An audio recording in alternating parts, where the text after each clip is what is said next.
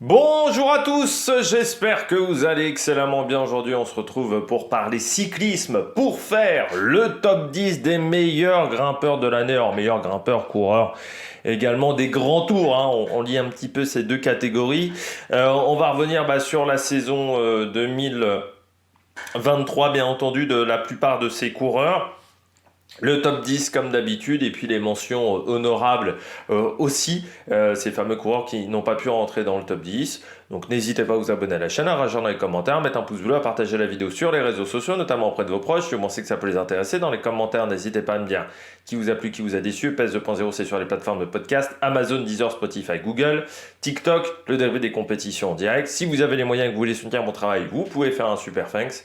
Année très intéressante du côté des grimpeurs, domination de la part de la Jumbo-Visma, mais il y a quand même des coureurs qui ont réussi à sortir leur épingle du jeu.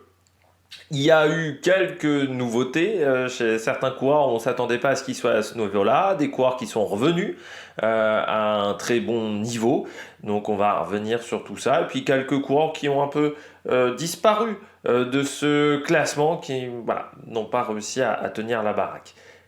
On commence tout de suite par le concurrent numéro 10.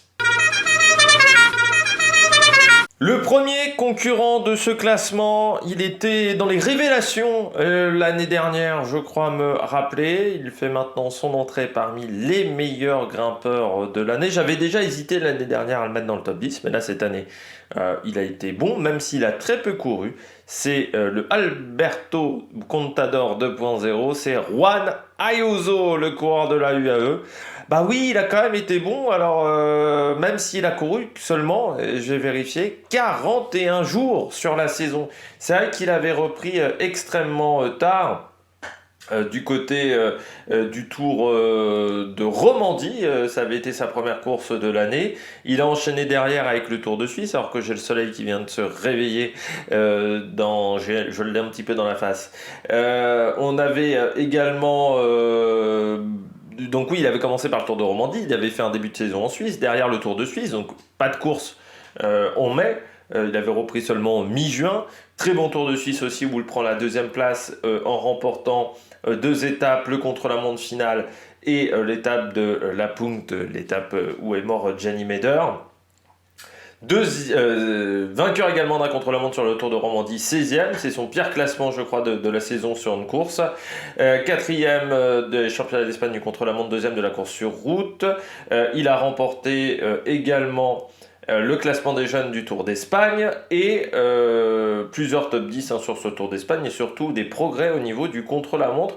Il a fini la saison le 30 septembre avec un abandon sur le Giro dell'Emilia du côté de Juan Ayuso, mais c'est encore une année intéressante de la part de cette pépite espagnole qui a encore montré des progrès.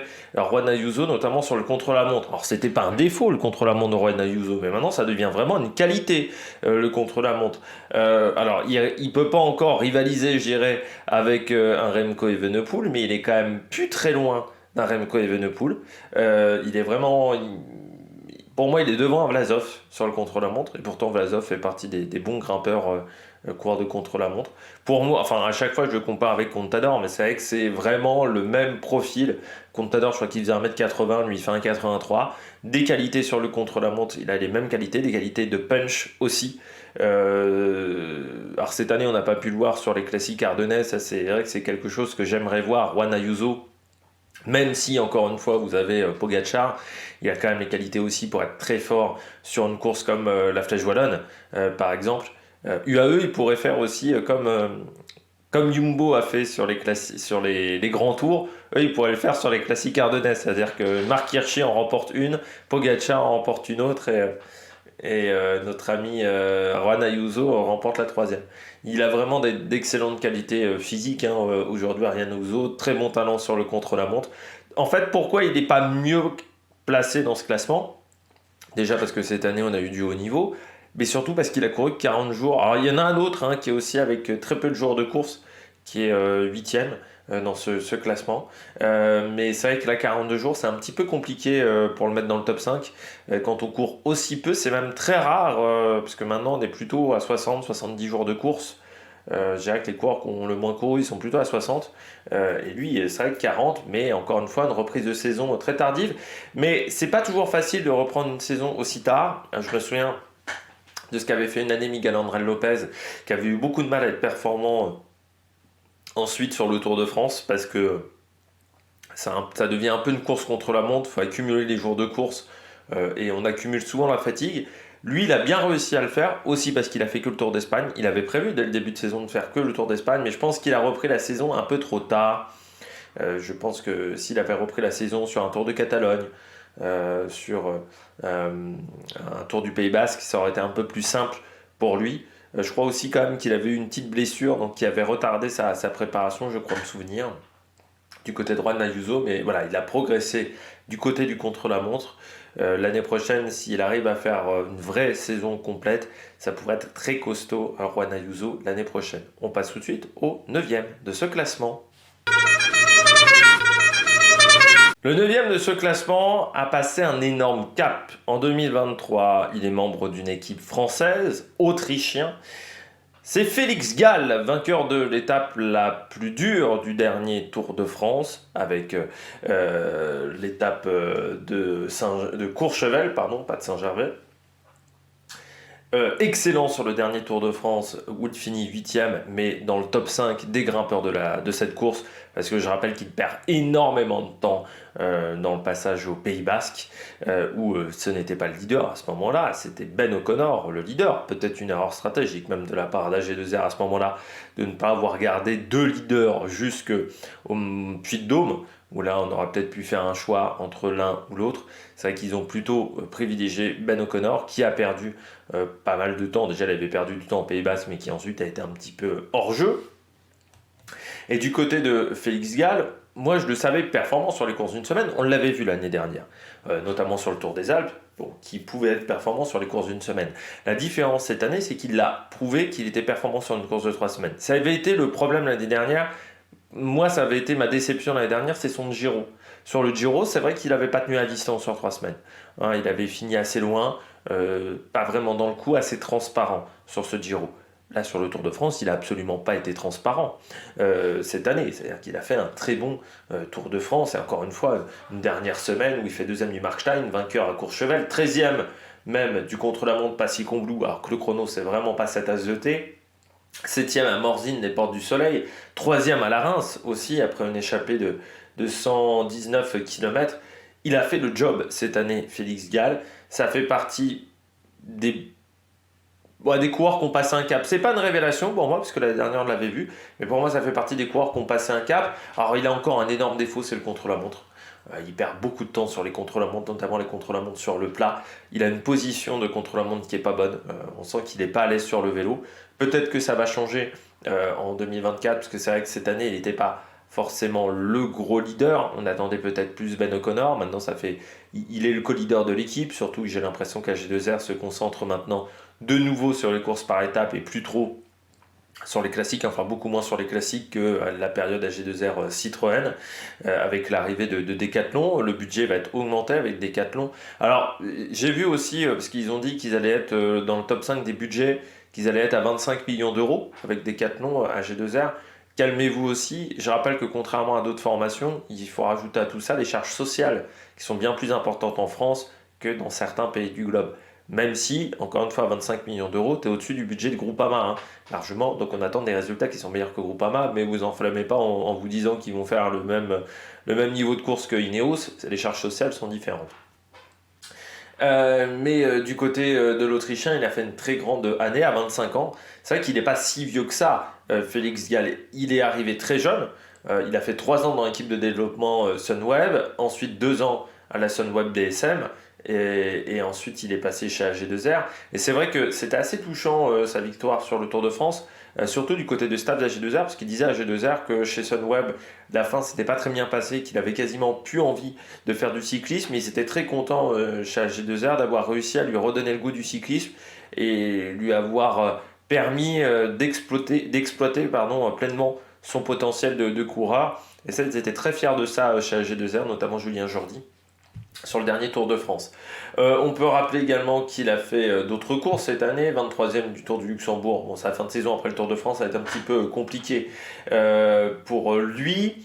8e du Tour de Suisse, en prenant notamment la victoire à Leukerbad et la deuxième place à Villars-sur-Olon. Le Tour des Alpes, il prend la deuxième place en finissant deuxième à Alpar, où il était bien parti pour la gagne. Il a un peu craqué dans le final de cette étape. Le Tour du Pays Basque, il finit 10e en finissant dans le top 10 des 3 dernières étapes.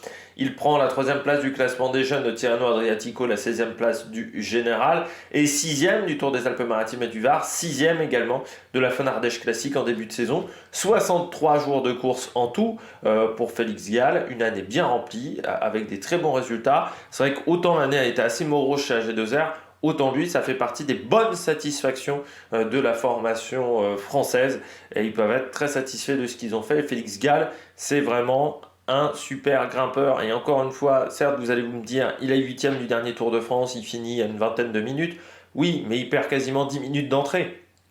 Donc il a vraiment très très bien fini, il est dans le top 5 vraiment avec Adam Yates, avec Carlos Rodriguez, il est dans ce top 5 des meilleurs grimpeurs du dernier Tour de France parce qu'il a été vraiment très solide sur la dernière semaine et de toute manière tu ne remportes pas l'étape de Courchevel en étant à 50% de tes capacités, en étant seulement dans l'échappée. L'étape de Courchevel certes il fait 133 km d'échappée mais il a été super solide sur cette étape. Il résiste au retour d'un Jonas Vingegaard, il résiste au retour d'un Gaudu, donc il a vraiment très très bien fini.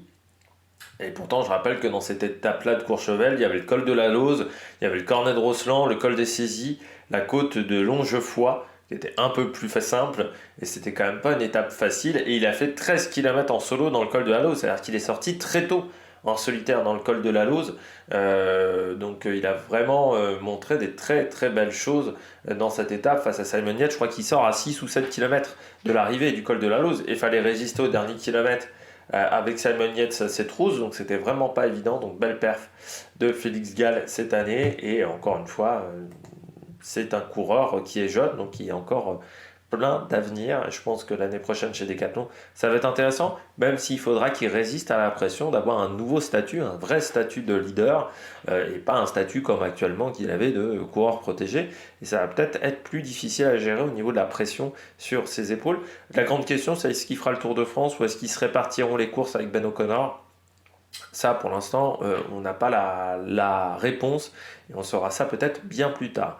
On passe au 8e coureur de ce classement. Le numéro 8, vainqueur de Grand Tour pendant la Covid, pur produit de Sky depuis 2017, coureur qui a été repéré notamment par Axel Merckx, il fait partie de cette tradition des coureurs d'Axel Merckx, qui rejoint l'année prochaine la Lidl Trek, ça fait partie des gros recrutements derrière Primoz Roglic. On parle de Tao Gegenhardt, le coureur britannique né à Londres, vainqueur du Giro 2020. Moi j'ai envie de dire que cette année, alors certes il a peu couru, il a 30 jours de course, il a arrêté après son abandon sur le Tour d'Italie, il n'a pas repris derrière. C'est le coureur même dans ce classement qui a le moins de jours de course, parce qu'il a 10 jours de moins de course que Juan Ayuso. J'ai retrouvé le Gegenhardt du Giro 2020. Ce Gegenhardt qu'on n'avait pas vu en 2021 et en 2022, qui jouait le rôle d'équipier pour du Geraint Thomas ou autre, qui avait un statut qui se dégradait dans la hiérarchie de l'équipe. Et puis je l'ai vu sur le Tour des Alpes et moi je me suis dit, putain, on a retrouvé Tao Gegenhardt. Parce que c'est quand même un coureur qui a remporté le Giro. Il n'était pas leader normalement, plus sur ce Giro-là, c'était Geraint Thomas, il avait repris le flambeau de Geraint Thomas. Il s'en était super bien sorti, et notamment il avait très très bien fini et remporté le contre-la-montre face à Jay Hindley, ce qui lui avait permis de prendre la gagne. Mais surtout, Tao Gegenhardt, c'est un coureur qui a toujours eu un statut un petit peu particulier chez Sky. C'est-à-dire que Sky, pendant très longtemps, ne croyait pas forcément en lui. C'était pas forcément le mec à qui on donnait le plus de responsabilités sur les courses de 3 semaines. parce qu'il arrive en 2017. Alors il était stagiaire en 2015. Il avait continué une année chez Axeon Agents Berman. C'est-à-dire qu'il avait, voilà, il avait été stagiaire 6 mois et puis bon, il était reparti dans l'équipe continentale avant d'être titulaire en 2017. Et c'est vrai qu'on a toujours eu ce sentiment-là avec Tao Geoghegan. C'est-à-dire que sur ses premières années, avant sa victoire sur le Giro, on disait que c'était un peu l'espoir qui ne concrétise pas forcément sur les courses de 3 semaines. Il disait, bon, c'est pas le meilleur sur le contre-la-montre. Voilà, il avait quelques défauts en course. Puis il avait toujours il n'arrivait pas à conclure sur 3 semaines. Il y a ce Giro où il est excellent, mais on se dit aussi c'est un Giro qui est très particulier avec la Covid, dans des conditions climatiques qui avaient été extrêmement compliquées. Il bat Genley, mais qui était pas non plus une grande référence. Il bat Kelderman, mais qui est quand même un coureur qui n'est pas du niveau de Primož Roglič. Donc c'est vrai qu'on attendait d'avoir la confirmation. 2021-2022, encore une fois, on ne le voit pas. Et puis en 2023, on a retrouvé le grand Tao Geoghegan, c'est-à-dire 3e du Tour de la Communauté de Valence, 6e du Tour d'Andalousie, 3e de Tirreno Adriatico. Il finit quand même derrière Roglič, qui était quand même pas facile à battre, et derrière Joao Almeida, mais pas très loin de Almeida, et surtout sur les étapes de montagne, il avait été très bon, Tao Geoghegan, parce qu'il finit 2e à Osimo, 3e à Fontelardina et 5e à Tortoreto. Vainqueur de 2 étapes sur le dernier Tour des Alpes, vainqueur du général et du classement par points de cette même course. Et puis sur le Tour d'Italie, il était bien embarqué parce qu'il avait fait 2 très bons contre-la-montre à Cesena et à Ortona. Il était pas très loin de Remco Evenepoel, et puis il y a eu une chute. Et puis la chute a causé son abandon, et c'est bien dommageable parce que il avait des très bonnes conditions physiques à ce moment-là, et c'est pour ça qu'il n'est pas plus haut dans le classement, Geoghegan. J'ai même hésité à le mettre aussi haut, à le mettre à la 8e place du fait qu'il avait aussi peu de jours de course. Mais encore une fois, je me suis rappelé également du sentiment que j'ai eu lors du Tour des Alpes en me disant « Waouh, on a retrouvé le vrai Tao Geoghegan, celui qu'on attendait depuis 2 ans. » Et ça fait vraiment plaisir. Et s'il arrive à continuer comme ça l'année prochaine, ça va être très bien. Pour tout vous dire, malgré le peu de jours de course qu'il a eu dans les pattes, il fait une meilleure saison en termes de points Pro Cycling Stats qu'en 2022 et 2021. Et c'est sa 2e meilleure saison en carrière selon Pro Cycling Stats. C'est seulement la 2e fois même qu'il rentre dans le top 100 des meilleurs coureurs du monde, Tao Geoghegan, alors que pourtant il a 28 ans. Mais c'est vrai que c'est pas le plus gros palmarès pour le moment du cyclisme, avec 7 grands tours pour une victoire, 9 victoires seulement dans sa carrière, ce qui n'est pas si énorme que ça. Mais par contre, il y a 2 victoires sur le Giro, 4 étapes sur le Tour des Alpes pour un classement général, un classement donc du Tour d'Italie. Donc voilà, c'est quand même un palmarès intéressant. Il avait remporté également le Trofeo Piva en 2016. Face, c'était pas du grand monde. Voilà. Face à Patrick Muller, l'équipe de développement de BMC, mais qui n'a pas fait ensuite derrière une grande carrière. Je vais vous dire que j'ai Patrick Muller, voilà, il avait été chez Vital Concept à l'époque, mais ça n'avait pas marché. Partie des nombreux coureurs qui n'ont pas trop aimé Jérôme Pinault. C'est dommage parce que c'était un mec qui avait remporté notamment la Volta Limbourg Classique, le Giro del Belvedere, qui avait vraiment des grandes qualités, mais bon, qui n'a pas réussi à les exprimer. Mais ouais, aujourd'hui, c'est un coureur qui a vraiment exprimé tout son potentiel.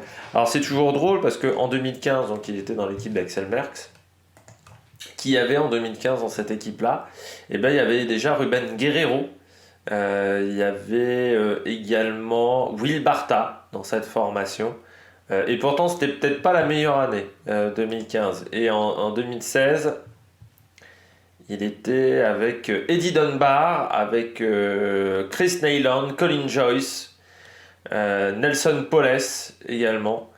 Donc il y avait là, et Adrien Costa, le franco-américain, qui a ensuite abandonné sa carrière. Mais oui, il avait un bon petit niveau à ce moment-là. On passe tout de suite au 7e concurrent de la liste. On parle maintenant d'un coureur portugais qui a commencé à être repéré avec Remco Evenepoel également, passé dans l'équipe d'Axel Merckx qui est passé également par la Quick-Step et UAE. Troisième du dernier Tour d'Italie, on parle de Joao Almeida, le portugais. J'ai bien aimé, moi, la version 2023 de Joao Almeida, beaucoup plus offensif. Alors, il a toujours ce défaut-là d'être un moteur diesel, d'avoir un petit peu du mal à démarrer la machine. Mais pour moi, ça reste un très bon coureur, Joao Almeida, aujourd'hui. Et surtout, il a un gros potentiel pour moi sur des cols longs. C'est-à-dire que son problème à Joao Almeida, c'est que c'est vrai que sur les cols courts, comme on peut avoir en Espagne, c'est pas forcément là où il est le meilleur. Par contre, sur les cols longs, il est très bon, mais pas forcément sur les cols qui vont super haut en altitude. Là aussi, c'est pas encore là où il est le meilleur. Très bon en contre-la-montre aussi, ça fait partie de ses qualités. On est vraiment sur le pur coureur qu'on appelait de grand tour des années 2000, c'est-à-dire bon en montagne, mais pas forcément le meilleur, mais par contre super bon en contre-la-montre. On est totalement sur ce profil-là, de coureurs qui étaient dopés, bien entendu, mais d'un profil d'Armstrong, d'un Ulrich, qui n'étaient pas des purs grimpeurs. Almeida, c'est pas un pur grimpeur de base, mais il a vraiment progressé, je trouve, en montagne, et surtout, il est beaucoup plus offensif. Almeida, ça faisait plutôt partie de ces coureurs comme Kelderman, qui étaient plutôt des coureurs qui étaient suiveurs, qui n'étaient pas forcément des coureurs offensifs. Et puis surtout, il avait ce côté un peu négative split, c'est-à-dire qu'il démarrait pas très fort et il finissait très fort. Mais sur les cols courts, c'était un peu compliqué. Sur le dernier Tour d'Italie, c'est quand même l'un des rares qui a osé attaquer Roglic et Geraint Thomas. C'est l'un des rares qui a attaqué quand même sur le dernier Tour d'Italie. Sur le dernier Tour d'Italie n'était quand même pas la course la plus fun de l'année. C'est l'un des rares qui a osé attaquer. Ça, il faut déjà le saluer sur cette course. Il finit troisième, mais il finit en fait un classement qui est vraiment pas loin des deux premiers. C'est l'un des rares qui a été dans le match vraiment pour aller gêner les deux premiers. Vainqueur du championnat du Portugal du contre-la-montre, deuxième du dernier Tour de Pologne. Le Tour de Pologne, c'est toujours une course particulière, encore plus cette année, parce qu'elle était pendant les championnats du monde. Troisième du Tour de Catalogne.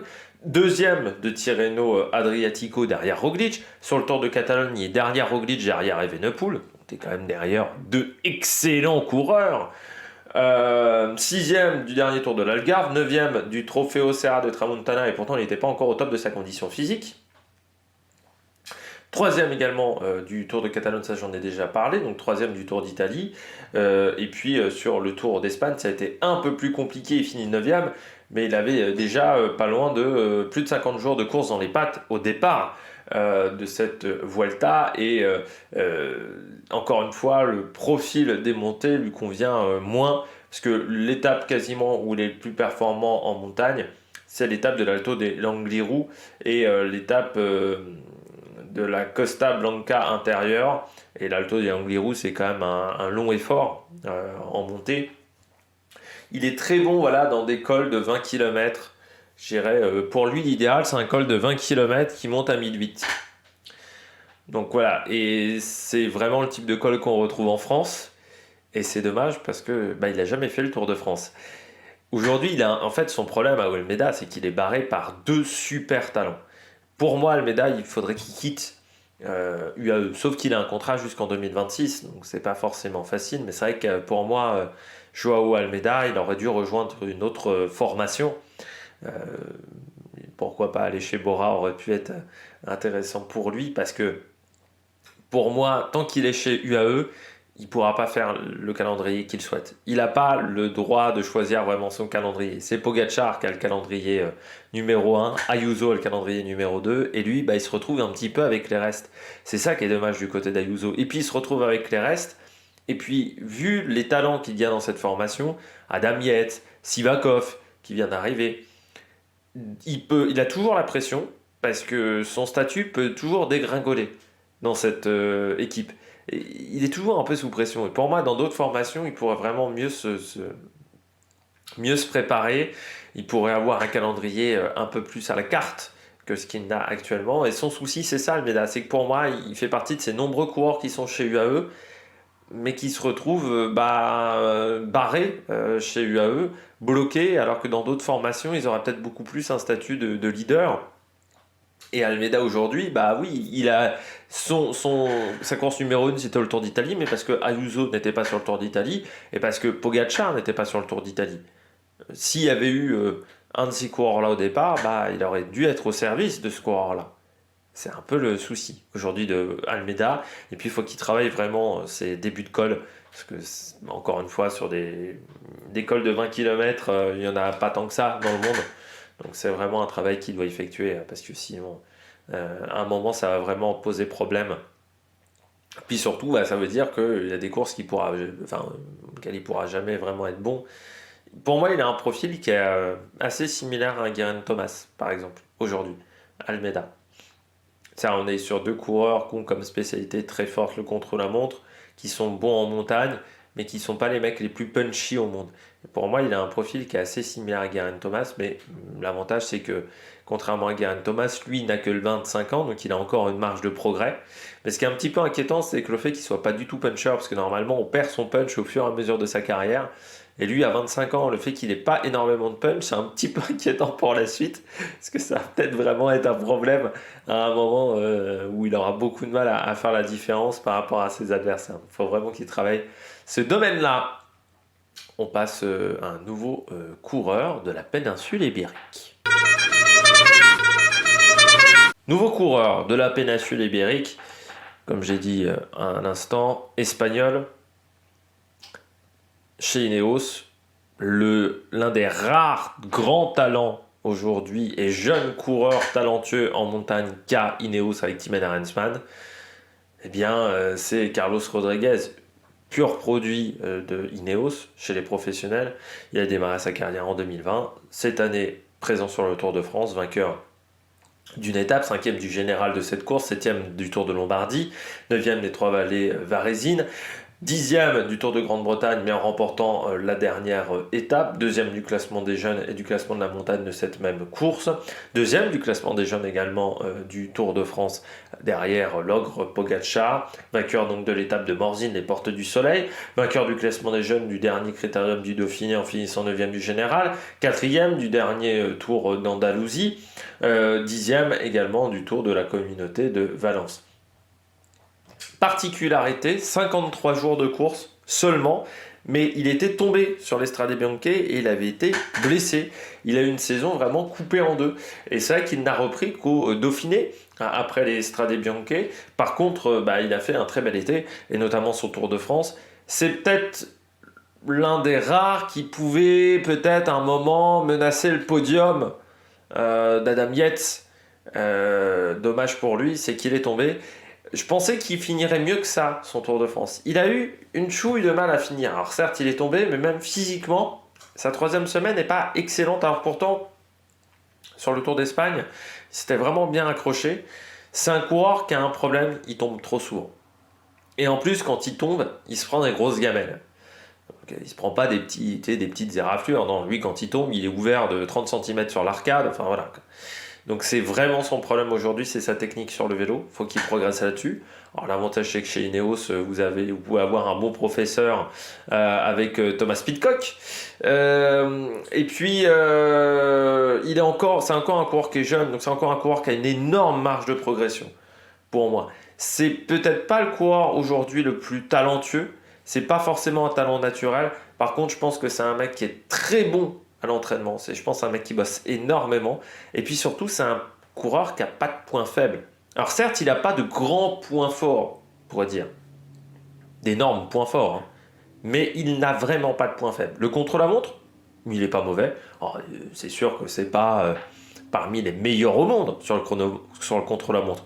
Mais c'est pas le mec qui va perdre 3 minutes sur un contre-la-montre de 30 km. Puncher, c'est pas le plus mauvais non plus. 7e du Tour de Lombardie, sur le Tour de Grande Bretagne, c'est pas non plus des longues montées de 10 bornes. Donc là aussi, il est très performant. Puis sur le Tour d'Espagne l'année dernière, il avait montré des bonnes choses. Pas mauvais non plus en descente. même si je pense que la prise de risque est trop importante. C'est pour ça qu'il tombe assez souvent. Je pense que c'est un coureur qui est peut-être un peu tête brûlée dans les descentes. Sur 3 semaines, il tient quand même la baraque, même si c'est vrai que sa dernière semaine était un peu plus compliquée. Elle n'était pas non plus catastrophique, sa dernière semaine de Tour de France. Donc c'est un coureur voilà, qui n'a pas vraiment de gros points faibles. C'est un très bon coureur qui a déjà remporté quand même beaucoup d'étapes. Hein. Il a déjà 4 victoires dans sa carrière à 22 ans, c'est pas mal pour un pur grimpeur. Et puis avec des qualités, 5e du Tour de Lombardie en 2022, 3 fois 4e du Général du Tour d'Andalousie en 2021, 2022, 2023, 3e du Tour de la Communauté de Valence, champion d'Espagne sur route en 2022, 2e de la route d'Occitanie en 2022, Tour de Grande-Bretagne une étape, Tour du Pays Basque une étape, Tour de France une étape. Voilà, c'est déjà un beau petit palmarès quand même qui s'est fait Carlos Rodriguez. Pour moi, ça fait partie vraiment des pépites aujourd'hui du cyclisme mondial. Et encore une fois, seulement 22 ans, donc à ce niveau-là, c'est vraiment excellent d'arriver à ce niveau-là de performance parce qu'il a l'âge d'un Juan Ayuso. Ayuso, il a 21, je crois. Oui, il a 21, il est un an plus vieux, on va dire, qu'Juan Ayuso. Mais il n'est pas beaucoup plus vieux qu'un Lenny Martinez. Il n'est pas beaucoup plus vieux que nos pépites françaises. Donc ça montre quand même l'énorme potentiel qu'a ce coureur d'Ineos. Et puis je pense que dans le futur, ça va être solide. Il va vraiment réussir à faire des gros progrès. Je pense Carlos Rodriguez, donc c'est un coureur qu'il va falloir suivre dans les années à venir, dès l'année prochaine. Surtout que chez Ineos, Geraint Thomas est vieillissant. Tatimen Arensman, mais bon, sa première saison n'a pas été... alors, il fait un top 7 ou 8 sur le Tour d'Italie, mais quand même assez loin des top leaders. Donc c'est une première année mi-figue, mi-raisin du côté de Thymen Arensman. Donc pour moi, le gros talent qu'ils ont aujourd'hui chez Ineos, c'est Carlos Rodriguez. Pour moi, c'est le gros leader de cette formation. Et c'est le coureur qui peut vraiment faire des très très bonnes choses dans le futur. Donc à suivre ce Carlos Rodriguez. Mais moi j'aime bien ce coureur. On parle de nouveau d'un coureur britannique passé notamment par Orica Greenedge, par la Sky, enfin par Ineos, parce que lui ça s'appelait plus Sky à l'époque. Il a un frère jumeau, qui est pas mauvais non plus, et il est surtout cette année chez UAE, 3e du dernier Tour de France. On parle de Adam Yates. Grosse saison d'Adam Yates. Alors vous savez que moi j'étais pas pour qu'il aille chez UAE. Je faisais partie de ceux qui ne comprenaient pas trop l'idée d'Adam Yates d'aller chez UAE, parce que je me disais qu'il s'enterrait en tant qu'équipier de Pogacar. Pour moi, il devenait un équipier, un lieutenant de Pogacar, de Almeida, de Juan Ayuso. En fait, je me suis trompé. Alors certes, il a un peu fait le travail d'équipier pour Pogacar, mais il a quand même pu jouer sa carte sur le dernier Tour de France. Il remporte la première étape. Et il garde le maillot jaune en début de course. Vainqueur du Grand Prix de Montréal, ce qui est quand même une course toujours très intéressante. 6e du Tour de Lombardie, où il faisait partie des favoris. 9e du Giro d'Emilia. 3e donc du dernier Tour de France en étant donc vainqueur de la première étape. Il est également 4e à Morzine, 7e à Passy-Combloux, 5e au Markstein. Sur le Dauphiné, c'est le seul qui peut jouer avec Vingegaard, il est 2e à l'arrivée. Mais c'est le seul vraiment qui a un peu menacé de loin Vingegaard, vainqueur du Tour de Romandie en fin de mois d'avril plutôt, en remportant l'étape de Thuan 2000, qui est toujours une montée qui est très compliquée. En plus, les conditions n'étaient pas forcément extrêmement chaudes. 3e sur le contre-la-montre à Châtel-Saint-Denis. 28e du Tour de Catalogne et 11e de Tirreno Adriatico, 3e également de l'UAE Tour. Adam Yates, chez l'UAE, ça a très très bien matché. J'avais un peu peur en début de saison parce que c'est vrai que sur l'UAE Tour, comme sur les premières courses de l'année, je l'avais trouvé en deçà du niveau qu'il avait habituellement. C'est-à-dire, je me disais, bon, c'est vrai que sur l'UAE Tour, normalement, il dominait. Il était très fort en début de saison, Adam Yates. Je me disais, là, c'est vrai qu'il est un peu moins bien. Et en fait, le fait qu'il soit moins bien en début de saison a fait qu'il a été plus performant, je pense, en juillet. C'est un coureur qui n'était pas mauvais sur les grands tours, Mais si on regarde un petit peu son palmarès sur les grands tours, euh, il n'avait jamais vraiment réussi à être à son top niveau ces dernières années, à part sur la Vuelta en 2021. Mais c'est vrai qu'il avait fini 9e du Tour de France 2022 sans avoir montré grand-chose. En 2020, pareil, il était 9e. Il avait eu un coup de mou pendant quelques temps aussi, où il n'avait pas réussi à performer. Il avait fait une belle année 2016 avec cette 4e place sur le Tour de France, mais c'est vrai que jusqu'à maintenant, c'était un coureur qui était souvent décevant, Adam Yates, et surtout qui n'arrivait pas forcément à exploiter l'entièreté de son potentiel. C'était un coureur qui avait des qualités, mais moi je préférais toujours un petit peu Simon. Et cette année, bah, il a réussi à faire mieux que Simon Yates. Même si Simon Yates n'a pas fait une mauvaise année, hein. Il a même fait un très bon Tour de France, Simon Yates. Mais Adam Yates, ça a été du très solide. Et surtout, bien plus solide que d'habitude. Il a remporté pour la première fois une étape aussi en Grand Tour. C'est la première fois de sa carrière qu'il gagne une étape en Grand Tour. Et puis, moi, la peur que j'avais, c'est ce statut face à Pogacar. Mais en fait, il a pas eu de problème avec Pogacar. Je pense qu'ils s'entendent très bien, même les deux. On l'a vu sur le dernier Tour de France. Les deux n'hésitaient pas, tu vois, à céder. Je pense que leur relationnel est vraiment bon.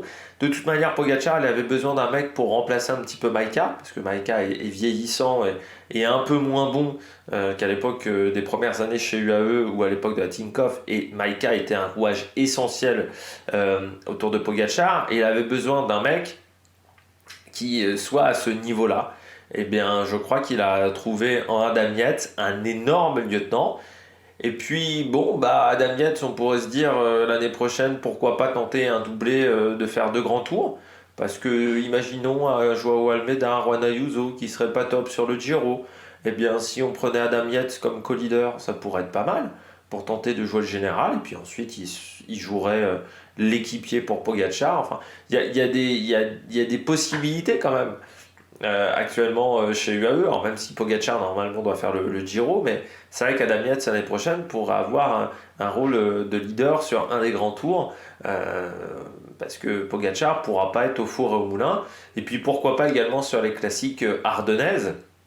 Alors même s'ils ont aussi Marc Hirschi et Juan Ayuso, c'est vrai que Pogacar ne va pas pouvoir tout faire l'année prochaine. Ça pourrait être une opportunité pour Adam Yates. Un Liège-Bastogne-Liège peut très bien correspondre à ses qualités. Donc ça peut être intéressant de voir ce qu'il est capable de faire Adam Yates l'année prochaine. Mais je trouve que son arrivée chez UAE lui a redonné un second souffle dans sa carrière, ce que n'avait pas trop réussi à faire Ineos sur les grands tours. UAE a réussi à le faire, donc chapeau à cette formation. Et depuis qu'il a quitté Mitchelton, ça se passe quand même plutôt pas trop mal pour Adam Yates. Euh, voilà, ça fait depuis 3 ans que bon, les résultats sont quand même pas mal, puisque chez Ineos, il avait remporté des belles courses d'une semaine. Là, chez UAE, bah, il a fait également des bons résultats. Donc, il augmente son palmarès, c'est 21 victoires désormais, 23 victoires pardon, désormais en carrière pour Adam Yates, pour 12 grands tours, participation à 12 grands tours et 13 classiques auxquels il a participé. On passe tout de suite à la 4e place, la place du con de ce classement. Le 4e de ce classement, il est à la place du con et pourtant il a remporté un grand tour cette année. Il fait partie des 3 fantastiques de la Jumbo-Visma. C'est Primož Roglič. Alors, très clairement, le top 4 il était très dur à réaliser. J'ai hésité à plusieurs reprises au niveau des places parce qu'on est sur des coureurs qui ont été excellents. Pour moi, Primož Roglič, pourquoi je le mets 4e? Parce que son Giro a quand même été pas si facile que ça. Alors certes, bon, il a des équipiers qui se retrouvent absents au départ du Giro, parce que c'est vrai qu'il y avait eu de la casse chez Jumbo-Visma. Mais je trouve que Sepp Kuss l'a énormément tracté en montagne. Et c'est pour ça que je l'ai mis derrière Sepp Kuss. Je vous fais un petit spoil pour la suite du classement. Même si, après derrière, pour moi, ça reste le spécialiste des courses d'une semaine. C'est-à-dire, pour moi, Roglič, il n'est pas mauvais sur les grands tours, mais pour moi, le domaine où il excelle, ce sont les courses d'une semaine. Des courses par étapes comme le Tour du Pays Basque, le Tour de Catalogne. C'est vraiment des courses où il est très bon. Cette année, il gagne Tirreno, Tour de Catalogne. Sur ces courses-là, il n'est pas inquiété. sur Tirreno Adriatico, et pourtant il y a une étape où enfin voilà, il a complètement géré avec sa formation la course. Et sur le Tour de Catalogne, pourtant il y a Remco Evenepoel, donc ce qui n'est pas si facile que ça à gérer, mais il maîtrise complètement ses courses d'une semaine. Sur les courses de 3 semaines, j'ai l'impression que c'est quand même plus compliqué pour lui. Alors certes, il gagne le Tour d'Italie, mais il faut quand même dire que sur la fin, euh, on a perdu Remco Evenepoel comme adversaire, on a perdu Tao Gegenhardt aussi en montagne, donc il y avait quand même moins de bagarres à ce moment-là de course.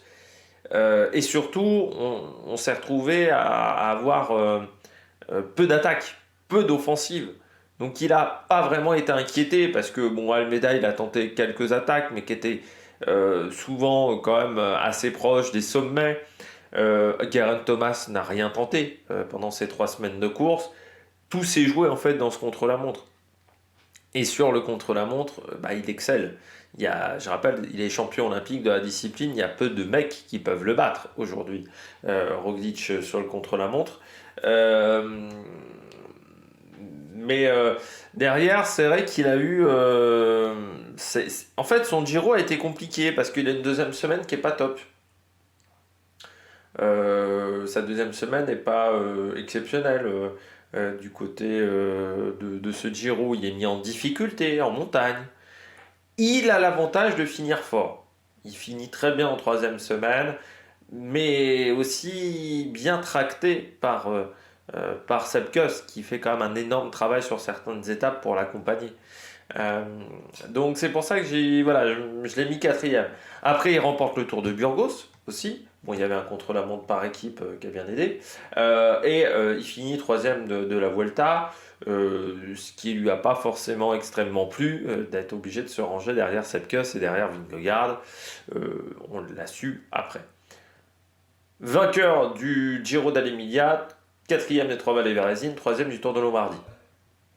Bon, l'année prochaine, Primoz Roglic, arrivé chez Bora Hansgrohe, je pense que ça va lui faire du bien de changer d'air, parce que c'est vrai qu'il était chez Jumbo depuis 2016. Il avait fait que 2 équipes jusqu'à maintenant, Adria Mobile dans ses premières années, et puis la Lotto Enel. Alors certes, il a 34 ans, mais je pense qu'il a encore beaucoup de réserves, Roglic. Ça ne m'étonnerait pas qu'on le voit encore performer à 37-38 ans. Je rappelle qu'il a seulement 10 ans de professionnalisme dans les pattes. Il est arrivé en World Tour qu'en 2016. Donc je pense qu'il a encore des réserves, Primoz Roglic. Le fait de rejoindre Bora Hansgrohe, je pense que ça va lui faire énormément de bien. Il va avoir un statut de leader, mais il ne sera pas seul non plus. Vous avez Janeley, vous avez Vlasov, vous avez Uijtdebroek. Donc il n'est pas en solo aussi dans cette formation. Et puis surtout, il pourra choisir son calendrier, ce qui n'était plus le cas chez Jumbo. Voilà, il avait fait le Tour d'Italie parce que, grosso modo, Vingegaard voulait faire le Tour de France et la Vuelta, donc s'il voulait pas faire toutes ses courses en même temps que Vingegaard, il fallait qu'il fasse le Tour d'Italie. Il était dans l'obligation de faire le Tour d'Italie. Heureusement, il a gagné le Tour d'Italie même, parce que imaginons, il n'aurait pas gagné le Tour d'Italie, c'est Geraint Thomas qui l'aurait battu, ça aurait été dur quand même mentalement. La victoire pour le Tour d'Italie lui a fait du bien, mais pour moi, c'est vraiment un spécialiste de course d'une semaine. Sur 3 semaines, je trouve qu'il est un peu plus en difficulté. Après, bon, voilà, il fait quand même une très bonne saison, c'est l'une de ses meilleures années. Hein. À Primoz, il y a peu de saisons où il a fait aussi bien. Surtout, c'est un mec qui accumule les victoires en carrière. Pour un mec qui n'est pas sprinter, il a quand même 80 victoires en carrière. C'est quand même assez hallucinant. Et puis donc voilà, première victoire sur un grand tour d'Italie. Ça a été, oui, sur le 2 tours d'Italie, parce qu'il avait remporté le Tour d'Espagne. J'ai dit victoire sur un grand tour, je voulais dire victoire sur le Tour d'Italie. J'étais pas réveillé, dis donc, il est 10h, j'étais pas réveillé. Maintenant, il reste le Tour de France, qui reste un objectif pour Primoz Roglic. Chez Bora, avec un parcours où il y aura du contre-la-montre pour finir, ça peut lui convenir. Donc je pense que ça sera l'objectif de Primoz l'année prochaine, ça sera le Tour de France avec une équipe solide autour de lui, et puis je pense qu'il sera aidé. Voilà, on sait que Genley déjà est plutôt dans une optique d'être en capacité de l'aider. Donc, bon, Vlasov, je pense que ça sera compliqué, mais après, Vlasov fera peut-être le Tour d'Italie, Heutebrook le Tour d'Espagne, ou inversement. Donc, il y aura aussi des choses intéressantes à faire de ce côté-là. On passe tout de suite au podium. Sur la première marche du podium, médaille de bronze de ce classement, il est slovène, mais ce n'est pas Primož Roglič, il court chez UAE. C'est Tadej Pogačar. On est d'accord là-dessus, Tadej Pogačar est je pense, l'un des meilleurs coureurs au monde. Ça, on est d'accord. Et pour moi, il aurait plus mérité un vélo d'or que Vingegaard par rapport à sa saison globale. Il nous a émerveillés sur le dernier Tour de France, notamment dans les Pyrénées. Mais voilà, il a été vraiment très solide. Vainqueur encore une fois du Tour de Lombardie, 5e des Trois Vallées Varesines, 2e du Giro dell'Emilia, 3e de la Coppa Sabatini, 4e du Memorial Alfredo Martini, 3e des championnats du monde. Aussi, double vainqueur des championnats de Slovénie, vainqueur de la Flèche Wallonne et de l'Amstel Gold Race, en plus du Tour des Flandres, 4e de Milan-San Remo, 3e du Grand Prix E3, vainqueur de Paris-Nice, vainqueur également du Tour d'Andalousie, vainqueur de la Rennes, Paris-Or, intérieur. En 49 jours de course, il n'y a pas d'échec sur l'année de Tadej Pogačar. Dommage, ça chute sur la flèche sur Liège, parce que déjà, on n'a pas eu le combat Renko-Pogačar sur Liège, qui aurait été vraiment sympathique à voir, qui nous aura amené peut-être un peu plus de suspense. Et puis, ça a totalement chamboulé sa saison et sa préparation pour le Tour de France. Ce qui fait qu'il arrive au moment du Tour de France, il n'est pas complètement prêt physiquement. Et ça a changé un peu la donne. Même s'il était avec une bonne condition physique, il n'était pas à 100%. Et pour pouvoir aller chercher Vingegaard, il faut être à 100%. Pourquoi je ne le mets pas numéro 1, Pogačar ? Parce qu'il y a un peu meilleur que lui, en montagne, cette année. J'ai réfléchi très longtemps, encore une fois, j'ai réfléchi très longtemps sur ce top 3. Il fait une grande année, mais il y a quand même beaucoup de résultats qui sont des résultats de punchers et pas de grimpeurs. Et moi, c'est le classement des grimpeurs, pas le classement des punchers. Et à partir de ce moment-là, pour moi, c'est vrai que je le voyais plus 3e que 1er. Voilà, parce que sur le Tour de France, il a été un petit peu en dessous. Sur Paris-Nice, certes, il gagne, mais il n'y avait pas tout le monde encore sur Paris-Nice et Vingegaard n'était pas au top de sa condition physique. Peut-être aussi qu'il s'est retrouvé à avoir être très en forme, très tôt dans la saison, du fait qu'il voulait faire les classiques. Je pense qu'il a compris certaines de ses erreurs. Parce que son calendrier 2024 devrait être vraiment différent de ce qu'il a fait ces dernières années. Il n'y aura peut-être pas de Tour des Flandres. Il n'y aura peut-être pas de classique ardennaise ou moins de classique ardennaise. Donc je crois qu'il y a eu une vraie réflexion du côté de Tadej Pogačar. Mais pour moi aujourd'hui, c'est le meilleur coureur au monde. Alors oui, Van Der Poel est très fort. Moi je mettrais Van Der Poel en 2. Mais pour moi, Pogačar, c'est le meilleur coureur au monde actuellement. Même si Van Der Poel a gagné des très grandes courses et il fait une très grande saison sur les classiques et il est champion du monde aussi. Mais la saison de Pogačar, pour moi, c'est encore un step au-dessus. Voilà. Mais en montagne, c'est pas le meilleur. Il y a encore meilleur que lui. Et on va parler du numéro 2 de ce classement. Le numéro 2 de ce classement, il est américain. Il est très résistant, très endurant. Il récupère très bien également. Sepkus, le seul qui a fait les 3 grands tours cette saison. Vainqueur du Tour d'Espagne. Alors certes, on peut pas dire que Vingegaard et que Roglič ait tout donné pour aller chercher la gagne face à Sepkus. Mais bon, il a su être opportuniste aussi, aller chercher une échappée et ensuite à rester très performant en montagne. C'est même incroyable qu'on lui ait laissé autant de temps sur un échappé. Après coup, tu te dis qu'à un moment, il y a des mecs qui sont bien ratés, parce que c'est vrai qu'il gagne à Javalembre, mais comment on peut le laisser partir dans une échappée sur une étape comme celle-là ? C'est assez incompréhensible. Sur le Tour de France, il finit 12e, mais en étant équipier de Jonas Vingegaard et en faisant un énorme travail pour Jonas Vingegaard. Et en plus, il tombe en fin de course, notamment du côté du Markstein, sinon il était dans le top 10. Sur le Tour d'Italie, là aussi, il fait un énorme travail pour Primoz Roglic. Il finit 14e du classement général, mais en sachant qu'en début de course, il perd énormément de temps, parce que l'idée était de garder pas mal d'énergie. Et surtout que comme il savait qu'il allait faire les 3 grands tours, il y a un moment il ne pouvait pas être au top de sa forme au début de Giro. Moi déjà, de toute manière, même s'il n'avait pas gagné le Tour d'Espagne, imaginons qu'il avait fini que 8e du Tour d'Espagne, de toute manière il aurait fait partie au moins de la 5e, 6e place, parce que la performance qu'il a réalisée sur les 3 grands tours est assez exceptionnelle, il faut bien le dire. Mais en plus, il gagne le Tour d'Espagne, et il le gagne en étant intelligent. Il a fait preuve vraiment d'une grande intelligence, d'une grande gestion de course. Il a su ménager également ses équipiers.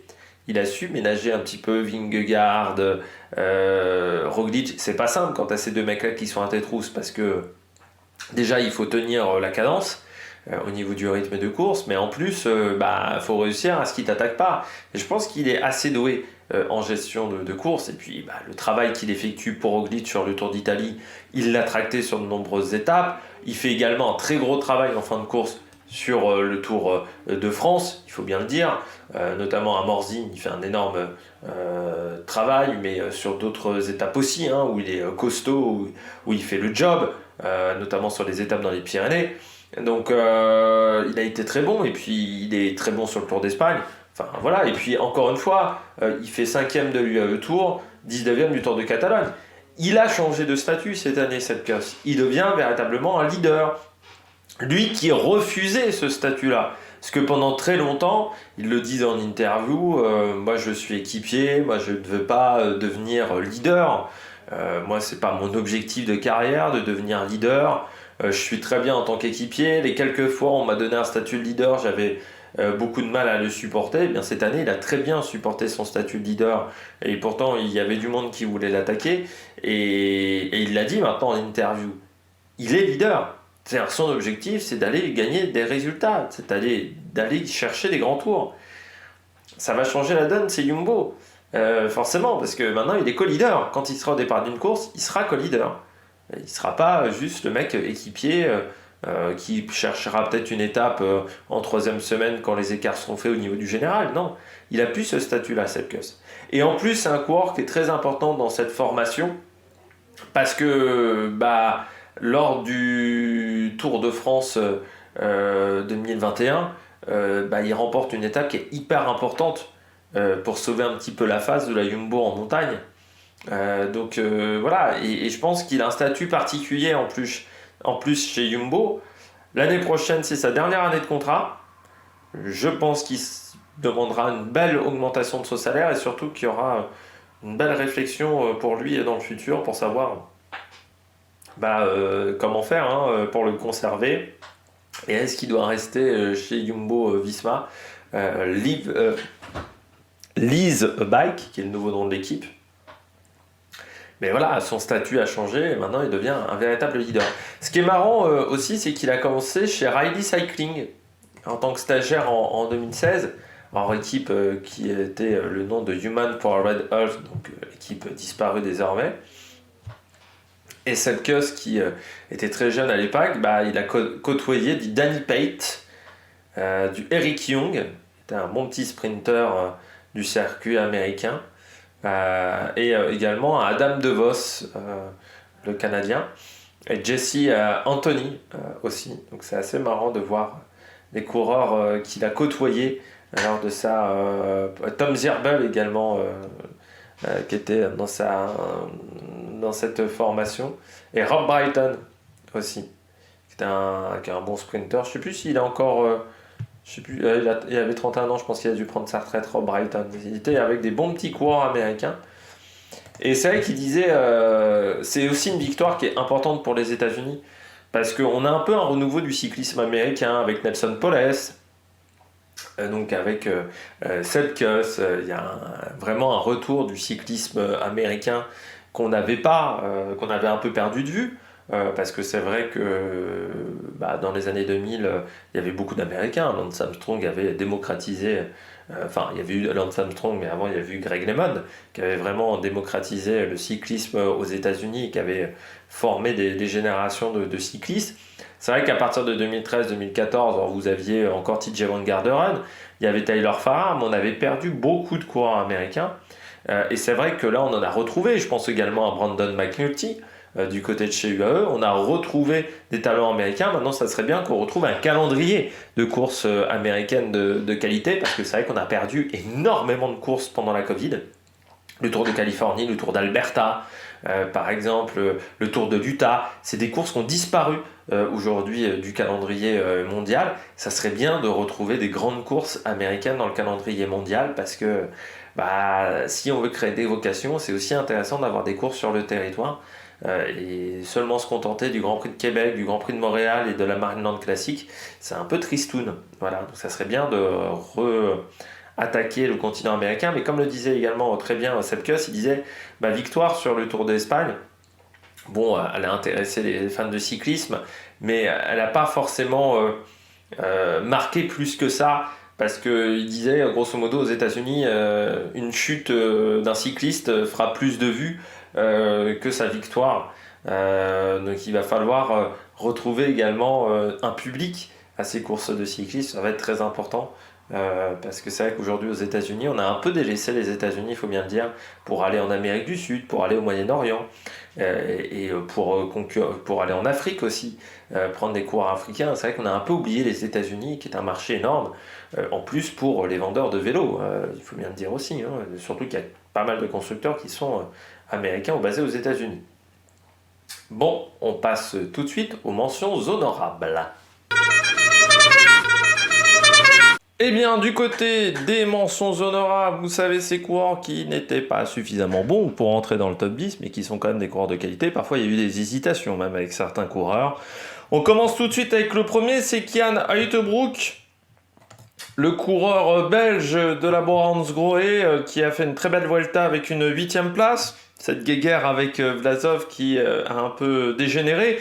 Pour tout vous dire même, les dernières interviews d'Uijtdebroek sont assez surprenantes, parce que moi je pensais que le départ était acté, c'est-à-dire qu'il allait rester chez Bora, et à chaque fois il remet ça sur la table, donc je ne sais pas, il y a vraiment une brouille qui s'est passée en interne, je pense, entre Vlasov et Uijtdebroek. Coureur donc qui aura 21 ans en février l'année prochaine, qui fait partie des belles pépites du cyclisme aujourd'hui, et des belles pépites belges du cyclisme aujourd'hui. Hein. Il n'y a pas que Remco Evenepoel, vous avez Van Wilder, vous avez Uijtdebroek, vous avez également Lennart van der Velde également. Donc il y a vraiment une très très belle génération belge, Arnaud Delis, Alex Segart, qui est en train d'arriver. Je pense que les Belges là vont avoir une magnifique génération dans les années à venir, parce que on critique un peu Remco Evenepoel, sauf que Remco Evenepoel, ça reste encore un coureur qui est très jeune, donc ça va être très intéressant. Du côté d'Uijtdebroek, donc vainqueur, on rappelle, du Tour de l'Avenir, c'était l'année dernière. Eh bien, il a bien confirmé pour cette première saison sur route, c'est pas toujours facile, avec notamment une 9e place sur le Tour de Man, 9e également sur le Tour de Catalogne, 6e sur le Tour de Romandie, 7e sur le Tour de Suisse. Alors, encore une fois, en plus, c'était pas simple, parce que c'était particulier cette année, le Tour de Suisse avec la mort de Gino Meder, 6e des championnats de Belgique du contre-la-montre, et puis sur le Tour d'Espagne, il finit 8e en prenant notamment à la 5e place sur l'étape du col du Tourmalet, 7e également à l'Alto de l'Angliru. Donc c'est vraiment une belle performance, ça montre aussi une belle gestion de l'effort sur des cols longs comme le Tourmalet et l'Alto de l'Angliru, c'est-à-dire qu'il gère bien aussi les cols, les efforts de plus de 25 minutes. Et ça, c'est intéressant pour la suite de sa carrière. L'année prochaine, normalement, Tour d'Italie pour le jeune coureur belge. On passe à un autre coureur belge jeune, c'est Remco Evenepoel, qui fait quand même partie des mentions honorables. Pourquoi ? Parce que sur le Tour d'Espagne, il nous a quand même bien animé la course avec ses multiples échappées. Il y en a eu 1, 2, 3, 4, 5, 6 échappées. On peut noter également une belle victoire en tout début de course à Arinzal, belle victoire également à Lara-Belagua, belle victoire du côté de la Cruz de Linares, des 2e places aussi à Guadarrama, ou sur le contre-la-montre de Valladolid, ou encore sur l'étape de la Costa Blanca intérieure, c'était lors de l'étape 8. Donc ça a été une belle année. Vainqueur des championnats du monde du contre-la-montre, c'était du côté de Glasgow. Vainqueur également du titre sur route en Belgique. Pas du contre-la-montre parce qu'il a été tombé vainqueur encore une fois de la Classica San Sébastien en étant en échappé pendant 71 km. Le Tour de Suisse, il finit 3e. Abandon sur le Tour d'Italie malgré 2 victoires d'étape lors des 2 contre-la-montre. Et lors du contre-la-montre de Cesena, je rappelle qu'il avait la Covid. Pardon, je m'étouffe. Lors de Liège-Bastogne-Liège, vainqueur également. Vainqueur de 2 étapes sur le Tour de Catalogne et 2e du classement général, et puis vainqueur de l'UAE Tour en remportant le chrono par équipe du côté de Khalifa Port. Donc ça a été une grande année pour lui. Il a fait vraiment du bon boulot, Remco. Mais c'est sûr que il n'y a pas le résultat en grand tour. C'est-à-dire qu'il manque le grand résultat en grand tour. 12e du général du Tour d'Espagne, il n'était pas vraiment venu pour ça. Et puis sur le Tour de France, sur le Tour d'Italie, pardon, il y a l'abandon. Donc c'est vrai qu'on attend maintenant le grand résultat sur un grand tour. Ça sera peut-être l'année prochaine. Sur le Tour de France et ce qui a manqué en 2023. Du côté de Thibaut Pinot, autre coureur mention honorable, bon on va pas revenir sur sa saison, on en a déjà parlé énormément sur le bilan des Bleus, mais c'est une magnifique dernière saison de retraité. Pourquoi il fait partie des mentions honorables ?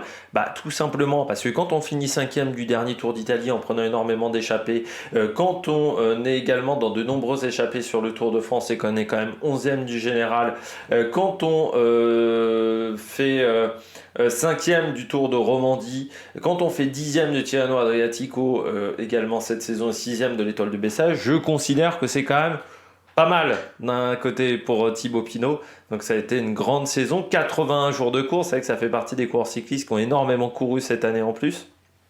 Alors c'était déjà le cas l'année dernière, parce que l'année dernière je crois qu'il était même à 87 ou 88 jours. Donc là il a fait 2-3 jours de course en moins. Mais pour une tournée d'adieu, c'était une très belle tournée d'adieu de la part de Thibaut Pinot. Dommage, encore une fois, cette étape face à Cepeda du côté de Crans-Montana. Du côté de Guillaume Martin, j'ai pas mis David Gaudu, j'ai privilégié plutôt Guillaume Martin.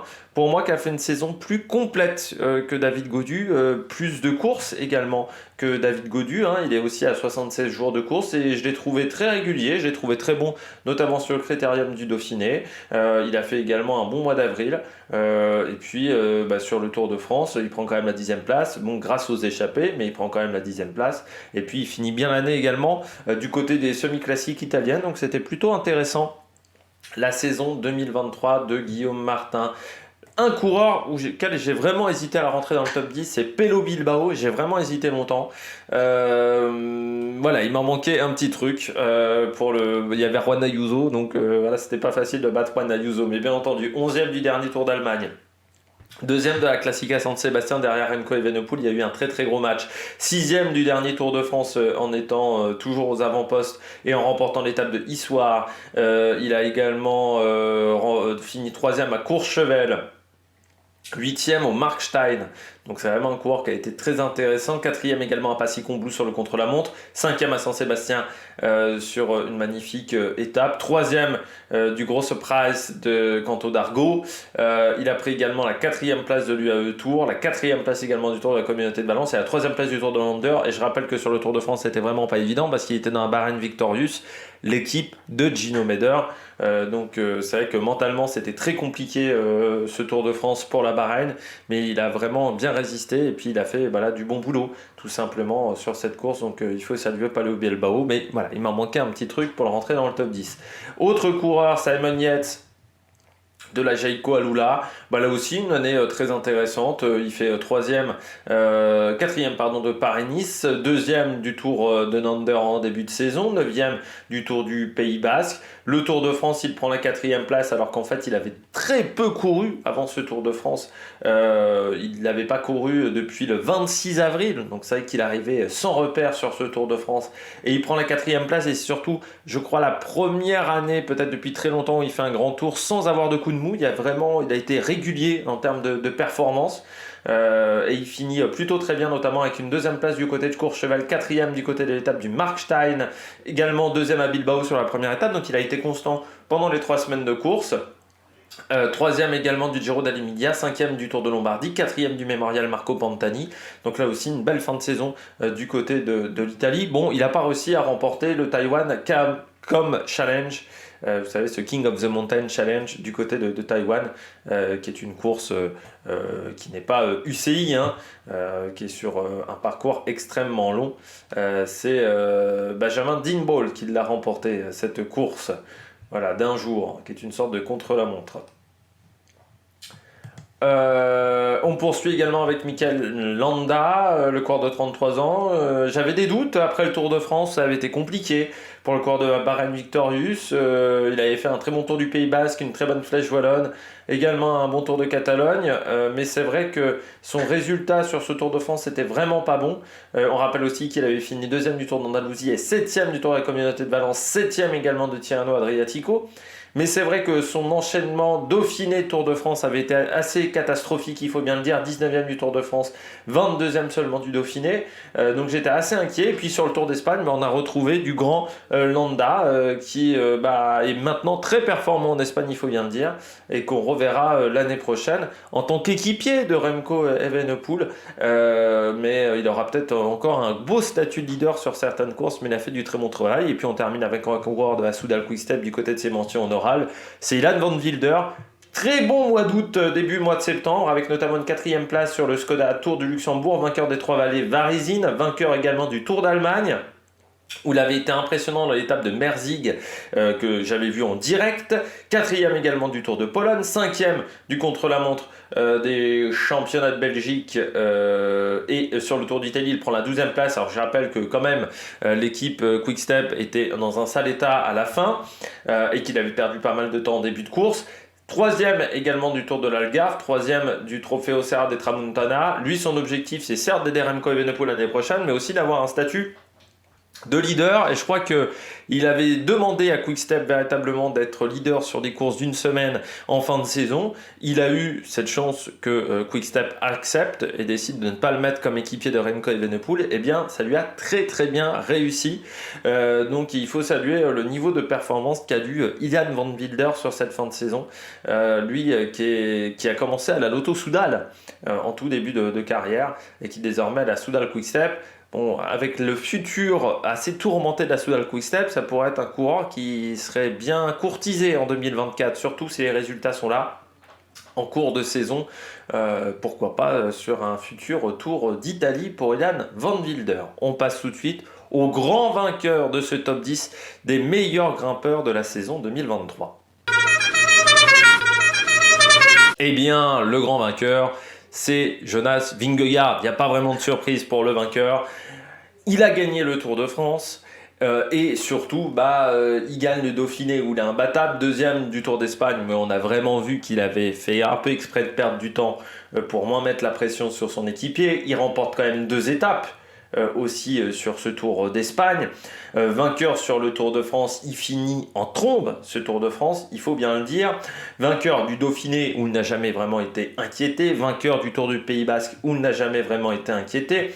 3e de Paris-Nice, mais il est encore loin du top de sa condition physique. Vainqueur également de Grande Camino en remportant toutes les étapes, vu que la première étape était annulée. Sur ces 67 jours de course, il n'y a pas grand chose à jeter pour Jonas Vingegaard. Alors oui, c'est pas du cyclisme fantasque, c'est pas du cyclisme champagne, on pourrait dire spectaculaire de la part de Jonas Vingegaard, c'est du cyclisme pragmatique, mais il n'a pas commis d'erreur cette année, Jonas Vingegaard. Alors de là à remporter le vélo d'or, non. Faut quand même pas déconner non plus. Sa victoire du côté du vélo d'or, mais il fait une belle année. Jonas Vingegaard, pour moi, c'est le meilleur grimpeur de la saison. Devant Sepkus, devant Roglic, devant Pogačar.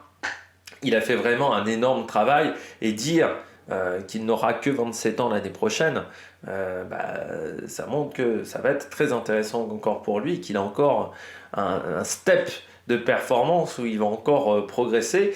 Par contre, il faudra se méfier pour Vingegaard, c'est de toujours rester concentré, de toujours travailler à l'entraînement, parce qu'au bout d'un moment, des fois, on peut se relâcher. Quand on a remporté 2 Tours de France d'affilée, il faut retrouver des nouveaux objectifs, aller chercher le record de Anquetil avec les 5 victoires.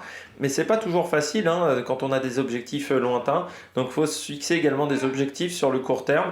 Et c'est vraiment pas évident de la part de Vingegaard. Donc il va falloir rester concentré pour le coureur danois. Il y aura peut-être également un objectif, c'est d'aller remporter le titre de champion olympique du contre-la-montre du côté des Jeux de Paris, parce que ça peut être également un gros objectif pour lui dans ce mois de juillet. Donc voilà, c'est l'un des meilleurs coureurs au monde aujourd'hui, Vingegaard. Et c'est vrai que sur les grands tours, c'est presque le profil idéal. Bon en montagne, bon en contre-la-montre, très bonne qualité de récupération. Il est capable quand même également d'attaquer et quand il attaque, c'est pas si facile que ça à suivre pour Pogačar, même si Pogačar a plus de punch. C'est quand même pas un Joao Almeida, Vingegaard en termes de punch, donc c'est un coureur qui est très intéressant et puis bon, il sait préparer ses objectifs. La Jumbo sait préparer les objectifs, mais lui il sait préparer les objectifs. Il faut bien le dire également. Donc voilà, c'est vraiment le prototype du coureur idéal pour Grand Tour, Jonas Vingegaard. Et en plus, c'est un coureur qui sait courir intelligemment. C'est sûr que c'est pas spectaculaire, mais on peut pas dire que c'est pas une manière intelligente de courir jusqu'en début de 3e semaine, parce que c'est vrai qu'il faut bien le dire qu'en fin de 3e semaine, il aurait pu être un peu plus offensif, il n'y avait plus grand chose à craindre très clairement sur le Tour de France. Et puis sur le Tour d'Espagne, il a su ménager la chèvre et le chou avec Sepp Kuss. Donc voilà, ça s'est plutôt bien passé cette année 2023 pour Jonas Vingegaard et on attend maintenant le futur pour Jonas. Voilà, le Tour de France 2024 et puis les Jeux Olympiques, il reste encore le Tour d'Espagne, est-ce qu'il arrivera à faire le doublé Tour de France, Tour d'Espagne? Enfin voilà, encore beaucoup de questions sur l'année prochaine pour Jonas Vingegaard dans cette team Visma Live Bike. J'espère que vous avez aimé cette vidéo. Si vous avez aimé cette vidéo, n'hésitez pas à vous abonner à la chaîne, à réagir dans les commentaires, à mettre un pouce bleu. Si vous avez les moyens et que vous voulez soutenir mon travail, vous pouvez faire un super thanks. Et puis nous, on se retrouve pour de nouvelles aventures sur l'Amérique Production avec encore des top 10, les moments marquants, les déceptions, les révélations de la saison 2023. Allez, ciao ciao!